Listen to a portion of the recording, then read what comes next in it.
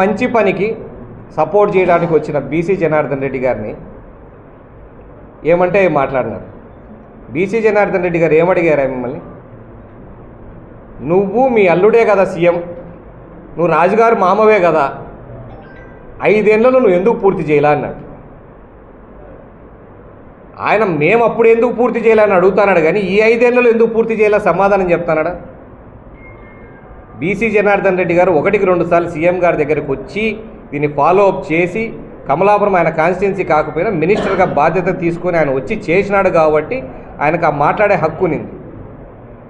నీకు మాట్లాడే టాపిక్ లేక డైవర్ట్ చేయడానికి ఆ యొక్క మీద కామెంట్ చేస్తావు, ఆ యొక్క డబ్బులు కలెక్ట్ చేస్తుందని. ఏం సంబంధం మన ఆర్ఓబికి ఆ యొక్క కలెక్ట్ చేసేదానికి? వాళ్ళది ఎప్పుడు పెట్టే చెయ్యే, వాళ్ళకేం డబ్బులు లేక కాదు, అక్కడ ఉండి కలెక్ట్ చేసుకోవాల్సిన కర్మ ఆయనకు పట్టడంలే.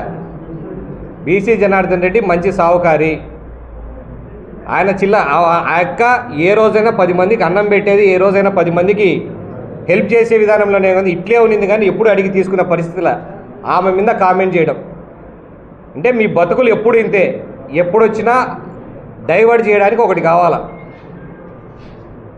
అప్పుడు ఎలక్షన్ డైవర్ట్ కావడానికి ఆయనకు బావ అవుతాడేమో, మా ఎక్స్ఎమ్మెల్యేకి చిన్న బావ, ఆయన హత్యను అడ్డం పెట్టుకొని గెలిచిరి 2019లో. ఇప్పుడు అలాంటివే నువ్వు వాళ్ళ గురించి మాట్లాడితే ఇప్పుడు ఈయన నువ్వు బీసీ జనార్దన్ రెడ్డి నాయన గాలి జనార్దన్ రెడ్డి అనుకునేవు. మీ ఫ్రెండ్ గాలి జనార్దన్ రెడ్డి కాదు, అందరికాడ లాక్కోవడానికి ఈయన బీసీ జనార్దన్ రెడ్డి. ఆయన పని చేసేవాడు, ఆయన వచ్చిండేది, ఆయన దీని గురించి మాతో పాటి అన్ని రకాలుగా ఫాలో అప్ చేసి తెచ్చడానికి మాకు హెల్ప్ చేసినది బీసీ జనార్దన్ రెడ్డి గారు, ఆర్ఎండ్బి మినిస్టర్ గారు. నువ్వు వాళ్ళ భార్య దగ్గరికి పోతాను ముందు మీ పార్టీలో మీ అక్కకే, మీ అక్క పార్టీ అధ్యక్షురాలుగా తీసినప్పుడే నువ్వు మాట్లాడలేకపోయినావు. మీ మేనకోడలకు అన్యాయం జరుగుతుంటే మాట్లాడలేకపోయినావు. ఎన్ని మాట్లాడలేకుండా టాపిక్ డైవర్ట్ చేయడానికి ఆర్ఓబి టాపిక్ డైవర్ట్ కావాలా, దీనికి మాకు మంచి పేరు రాకూడదు, అంతే కదా. మీ అల్లుడు ఒక మంచి పాయింట్ ఇచ్చాడు కదా మా విగ్గన్ అని, అదే డైవర్టింగ్ వాడుకోవచ్చు కదా. ఇలాంటి కామెంట్ చేయాల్సిన అవసరం ఏముంది? ఎప్పుడైనా కూడా డెవలప్మెంట్ జరుగుతున్నప్పుడు మీకు చేత కాకపోతే గమ్మునుండండి. కనీసం మమ్మల్ని చూసైనా నేర్చుకోండి, చెప్పిన పని పూర్తి చేయడం. ఈ విధంగా వచ్చిన అవకాశాన్ని కూడా వెనక్కిపోకుండా సెంట్రల్ గవర్నమెంట్ నుంచి ఏం తీసుకురావాలో ఫండ్స్ అని తీసుకొని ఒక పక్క కష్టపడతా ఉంటే మీకు ఎక్కడ డెవలప్మెంట్ చేసి వాటి చెడ్డ పేరు, మీకు చెడ్డ పేరు వస్తుందో మాకు మంచి పేరు వస్తుందని చెప్పేసి ఈ పనికిరాని మాటలు మానుకో. ఇప్పటికైనా దయచేసి ఎప్పటికైనా మంచి జరుగుతున్నప్పుడు సపోర్ట్ చేయండి. మీరైనా ఏదైనా మంచి చేస్తే ఖచ్చితంగా మేము కూడా సపోర్ట్ చేయాలి. గత 5 ఏళ్ళు ఏ మంచి లేకుండా విధ్వంసం దిశగా నడిచినారు కాబట్టి ప్రజలు మీకు ఆ రకంగా బుద్ధి చెప్పినారు. మేము కూడా పని చేయకుంటే ఫ్యూచర్లో బుద్ధి చెప్తారని మాకు తెలుసు.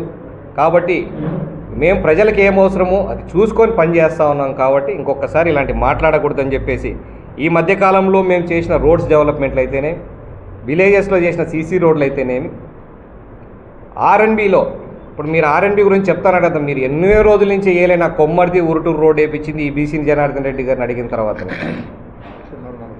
చెన్నూరు మండలంలో రోడ్లు వేసింది, ఓలంపల్లి రోడ్లు, ఇవన్నీ మీరు నిలబెట్టిన వర్కులు కూడా వేయించింది బీసీ జనార్దన్ రెడ్డి గారే.